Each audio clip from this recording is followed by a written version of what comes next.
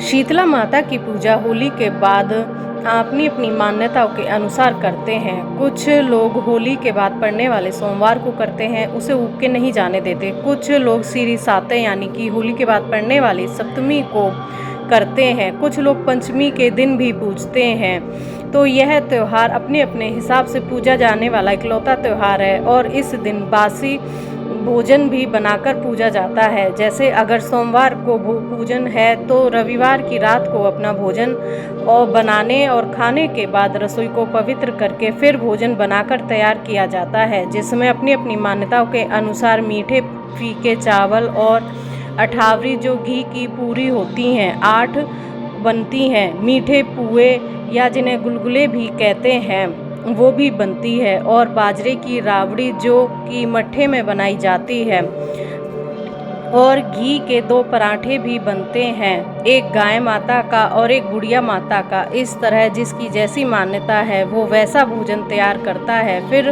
रात को ही चने की दाल थोड़ी सी गला देते हैं और दही भी जमा कर रख देते हैं। सुबह सूरज निकलने से पहले स्नान करके घर की स्त्रियां, अगर बच्चे साथ चलते हैं तो सही है, नहीं तो उनके ऊपर से आटे की 7 लोइयों को छोटी छोटी 7 बनाकर 7 बार उसार लेते हैं और पूजा के लिए भीगी हुई चने की दाल में थोड़ी सी हल्दी डालकर रखते हैं।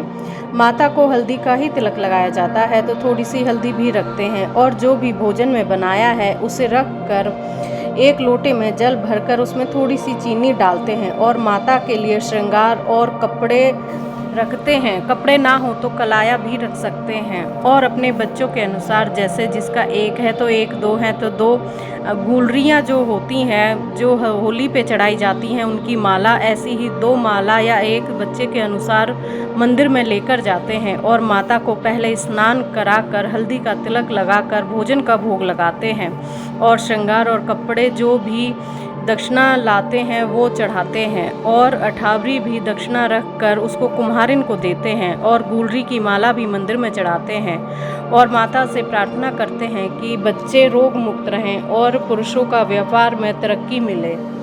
इस दिन आटे का दीपक बनाकर उसमें घी की बत्ती लगाकर माता के मंदिर में बिना जलाए रखते हैं और परिवार के कुशल मंगल की कामना करते हैं और फिर मंदिर में होली की जगह है तो वहाँ पूजते हैं। वड़ का वृक्ष है तो उसे भी पूजते हैं, भोले बाबा को भी पूजते हैं। एक पत्थर को प्रतीक मात्र मानकर अपने देवी देवताओं का नाम लेकर वहाँ पूजते हैं और वहाँ पर शीतला माता की कहानी भी सुनते हैं।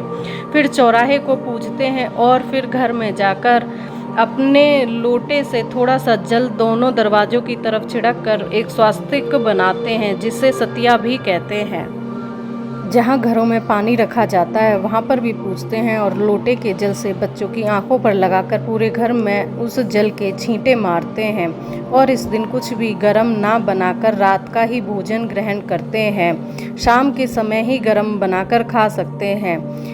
मान्यता है कि शीतला माता चेचक, बुखार जैसे रोगों से बच्चों को मुक्ति दिलाती है। माता के हाथ में कलश होता है और झाड़ू होती है। कलश से पानी से रोग ठीक होते हैं और झाड़ू से घर की दरिद्रता बाहर निकलती है। आइए अब आपको शीतला माता की कहानी सुनाते हैं। शीतला माता को पार्वती माता का ही रूप माना जाता है। तो एक बार माता ने सोचा कि क्यों ना एक बार पृथ्वी पर चलकर देखा जाए कि कौन कौन मेरी पूजा करता है। तो माता ने राजस्थान के डूंगरी नाम के एक छोटे से गांव में पहुंची। वहां उन्होंने एक बुढ़िया माता का वेश बनाकर इधर उधर घूमने लगी और देखने लगी कि यहाँ तो मेरा एक भी मंदिर नहीं है। तभी किसी ने उनके ऊपर चावल का गरम गरम माड़ का पानी डाला और जिससे माता के शरीर में फफोले पड़ गए और पीड़ा से माता इधर उधर दौड़कर खुद की मदद के लिए पुकारने लगी। तभी एक कुम्हारन ने उनके ऊपर खूब सारा जल ठंडा डालकर माता को बहुत राहत मिली। फिर उस कुम्हारिन ने माता को घर में बिठाकर रात की रखी हुई राबड़ी और दही खाने को दी, जिससे माता को पीड़ा में बहुत आराम मिला।